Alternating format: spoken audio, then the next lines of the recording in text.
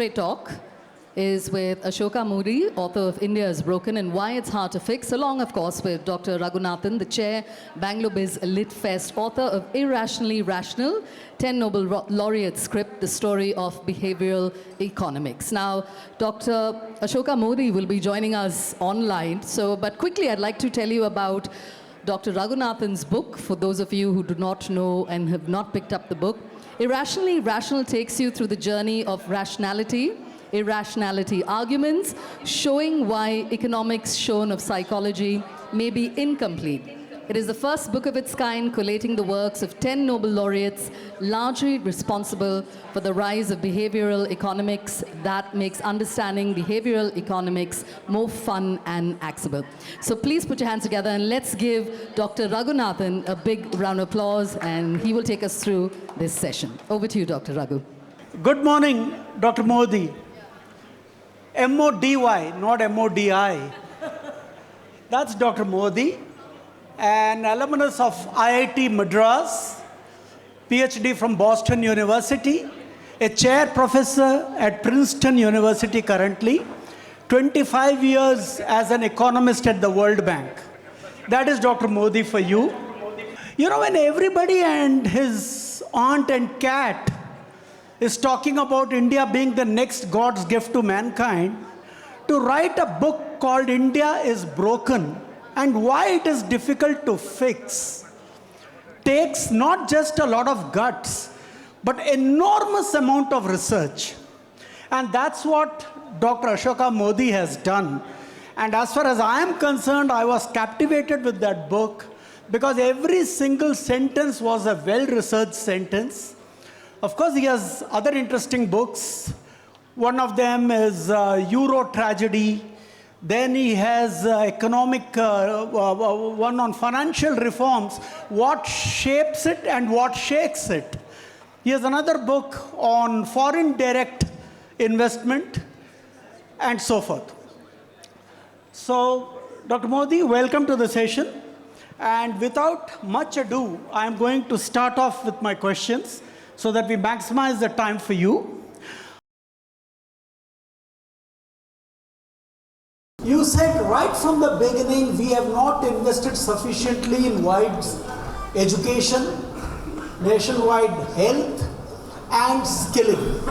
And you are saying in the absence of all these three, and with very, very poor public goods, which probably in India, what passes for public goods are what happens during election time and not for the purpose of development. I think these have been very well brought out by you in your book. About your subtitle, why would you say it's very hard to fix? Since we know, since we have diagnosed the problems, of course, one may say that, oh, you don't have the political will, but an economist of your caliber, could you not have suggested certain ways to fix what is broken? All right, so we have a few minutes left. Why don't I try to answer your question? Yes, yeah. The question is, why is it difficult to fix? Can I not suggest anything? So the reason it is difficult to fix is that this is what is the bad equilibrium. Leadership to impose accountability on themselves. And they are the only people who can impose accountability on themselves. So as long as it is not in their own interest, then the system does not resolve into a good equilibrium. There are two facets to this problem. One is that the entire election process has become so money-ridden that the motivation for most politicians today is not necessarily public service. It is very much a business enterprise. And at the same time, you've got a vast number of criminally charged politicians who have entered politics. So the whole political process, we might want to dismiss these as aberrations. These are no longer aberrations. They are central to the political process. So if you do not have a system where there is any reason to impose accountability, then what you have is a system which we currently have. which is where you essentially dispose of the democratic requirements of the electorate through free electricity, 2,000 rupees for XYZ, another 1,000 rupees for this. And so you offer these SOPs. And then it becomes a contest between good freebies and bad freebies. But that's basically the substitute, the very poor substitute for public goods provision. And so at this point, it is a new equilibrium. It's a new equilibrium in the sense that no one wants to change it. Because this is working. I mean, even the Congress party has won in Karnataka. Soon after the election, I wrote a long piece in Frontline. Okay, all the sort of 5 guarantees are a good thing. I'm not saying that they're not a good thing, but you've got an agriculture in distress. You've got a mass education system that is extremely weak. Your health systems are weak. The judicial system, the whole business of pending cases is weak. The Kaveri is dying. That is the agenda. For me, that is the agenda at the level at which you are. And then you can scale that up to each state and and the rest of the country. So unless there is a willingness to focus on those issues, remember, the one thing people continue to forget is that even today, 45% of the workforce is in agriculture. When we talk about digital infrastructure, which has become the mantra, the solution for everything, 45% of India's workforce is still in agriculture. It is also true of Karnataka. Karnataka, the share of the workforce in agriculture is something like 42 or 43%. I forget the exact number, but it's in that range. And there are large arid parts of Karnataka, which are suffering, and at the same time, the Kaveri is dying. So an unwillingness to even create an agenda on those subjects and rather deal with, okay, so I've given you a guarantee here, there, and the other, all good, but unless there is this broader agenda, there is no way forward. You put it very well. It's locked into a new equilibrium. It's a gridlock which is very difficult to undo for the reasons that you have very neatly outlined. The problem is that the usual statements which are made that, oh, India is a great growth story and so on, comes from the fact that India has a large market and every country in the world wants a piece of that action. And obviously, therefore, it makes sense for them to make very optimistic noises. But your interesting piece yesterday in Telegraph, which says the growth story is a fake story, basically. Would you want to throw some light on that? How we are pitching the growth story and where you are coming from and throwing light on it? Okay, so yes, that piece has brought me into the limelight in ways that some of which I like and some of which I don't. But the original piece was published in Project Syndicate, and the Telegraph has given what I consider a very good summary of my argument. So let me try to, because we have only a few minutes left, there are 2 or 3 observations which are important. The one that is not central to the argument of the latest piece, but is very important, is that when people talk about high growth, remember that during COVID, India's economy fell more so than any other major economy. And then it bounced back. So in my previous life as an economic forecaster at the IMF, we called that a dead cat bounce. So if you fall very sharply, even a dead cat will bounce back. and that bounce back of about between 13 and 15% in the first quarter of last year, the April-June quarter of last year, people mistakenly had taken that dead cat bounce and the decay from that process as the new growth story. that is completely inappropriate. You have to average over the COVID period, and if you average not only over the COVID period, but from 2019, the 1 year before COVID, when growth gets slowed down to 3.5%, the growth in the last 4 years has been 3.5% on average. So you cannot selectively choose the dead cat bounce and its decay and say we are growing rapidly. The point of the piece 2 days ago was how rapid has that decay been. And the decay in the official figures show a decay from 13.1 to 7.8%. I'm saying that the decay is actually from about 14.5 to 4.5. So the decay is very rapid. Why is the decay important? The decay is important because it tells us where the new growth equilibrium will settle down. Will it settle down back to about a 3.5%, which is the average over the last 4 years? Or will it settle down to 4.5%, 5%, 6% as the forecasters are thinking? So when the IMF forecasts that this year there will be 6% growth, maybe because that decay is not yet over, but if they forecast 7% next year, I have no idea where the 7% is coming from.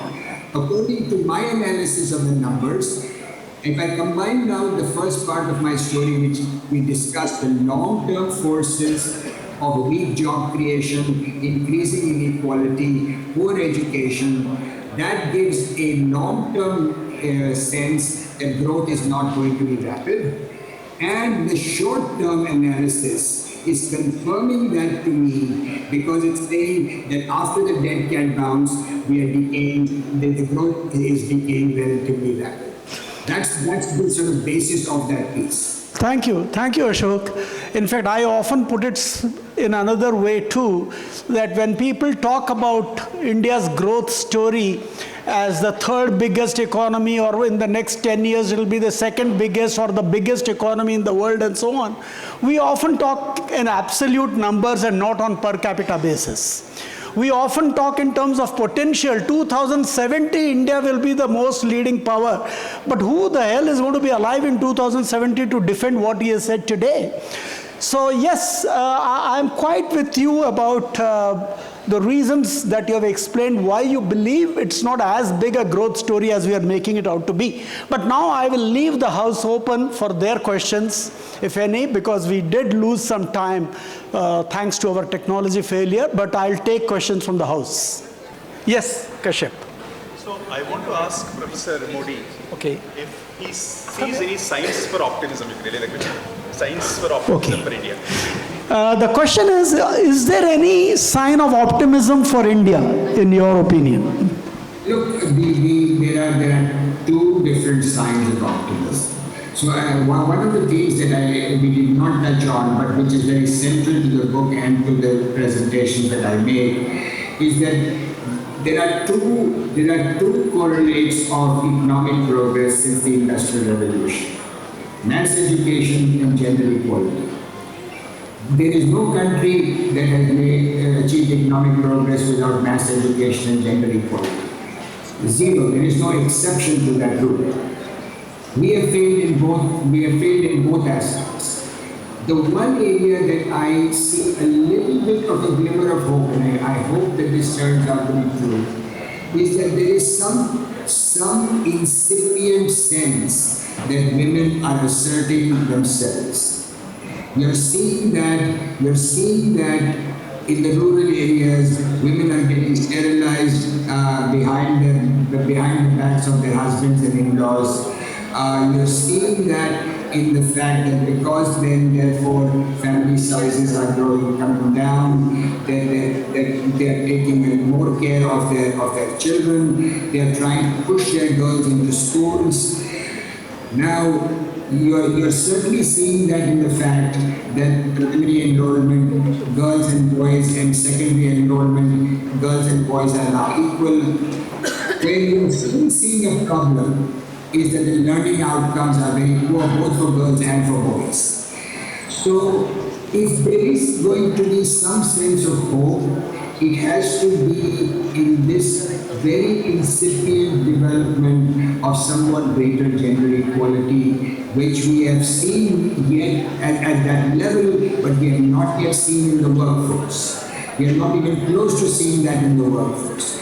So how long this will take, I don't know, but if this was to gather some momentum, this is where the hope for me lies.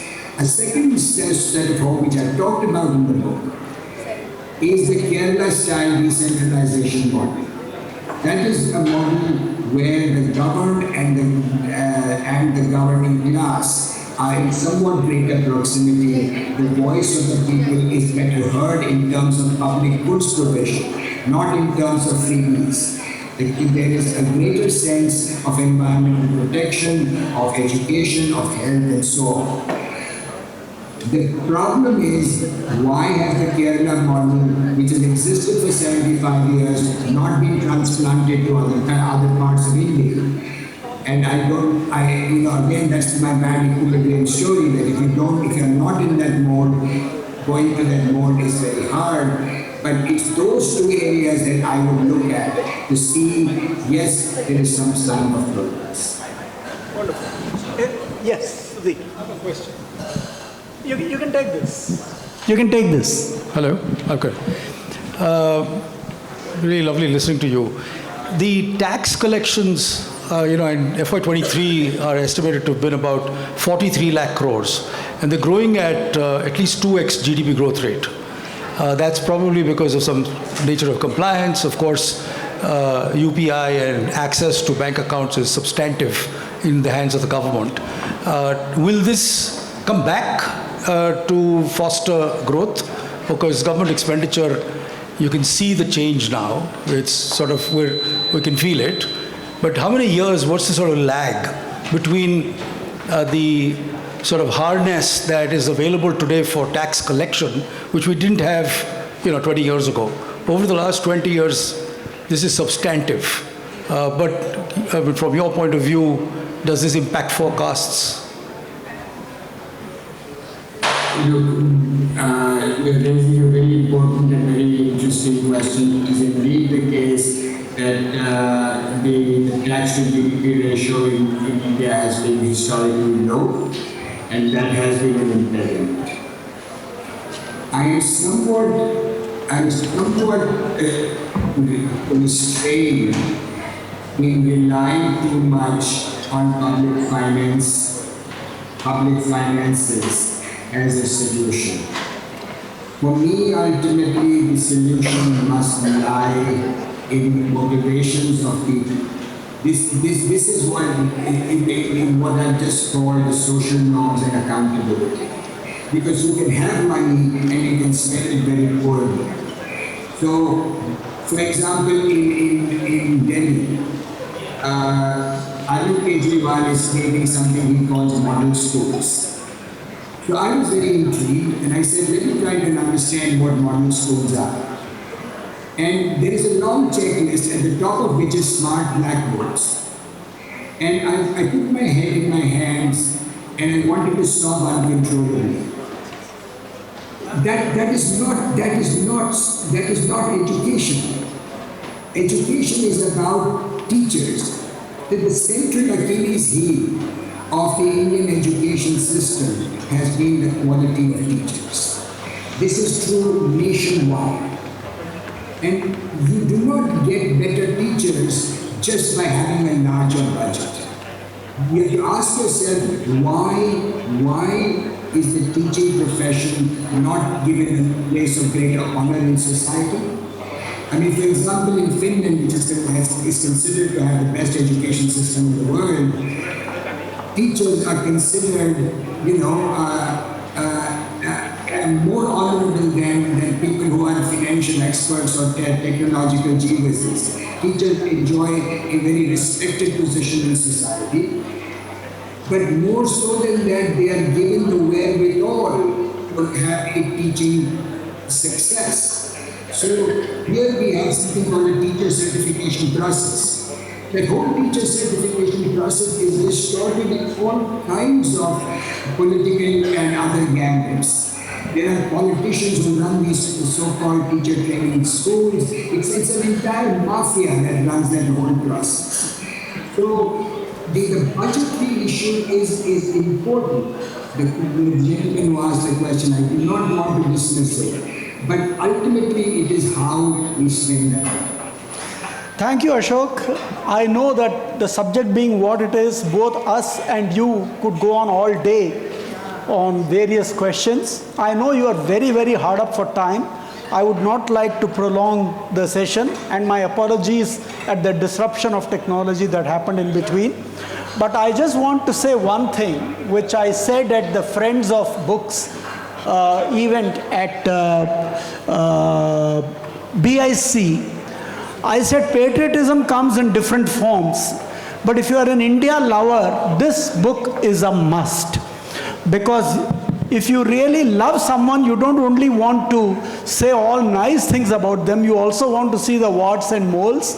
And this book, because I have that experience, my Games Indians play was about warts and moles, and I know his book, India is Broken, doesn't sound good, especially in today's ecosystem, but I think it's a very important book, very scholarly book, very painstaking book, and thank you very much, Ashok, for having taken the time. I wish you had been available to us physically.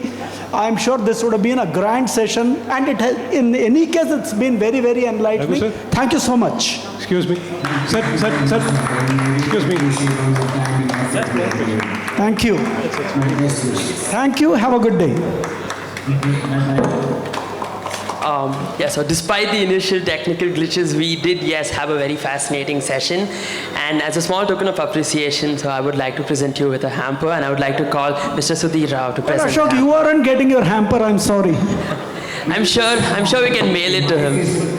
I will just add one thing. I am a son-in-law of Bangalore. My wife is Son-in-law of Bangalore. So send us an address, we'll send the hamper to the address. Yes. Thank you again. Okay.